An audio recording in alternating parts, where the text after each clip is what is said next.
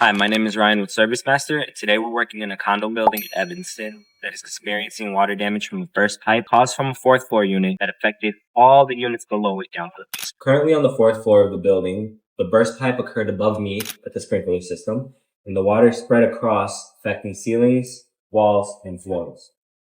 If a burst pipe does occur in your home and it isn't stopped quickly, damage can spread drastically. We're currently in the third floor unit of the building, which is directly below the fourth floor source unit. As you can tell in here, the water damage affected ceilings, walls, and floors across the whole home. Because of the amount of water that spread down to the third floor unit, we did have to pack up the customer's contents and move them to our facility for storage while we did the demo.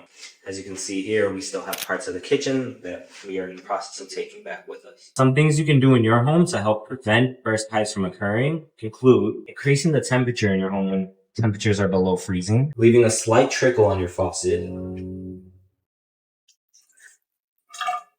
Even with all these preventative measures, burst pipes still may occur in your home, and water damage may spread further than you're able to see. If you experience water damage in your home and need assistance with the insurance claim or the mitigation process, give us a call at 773-647-1985.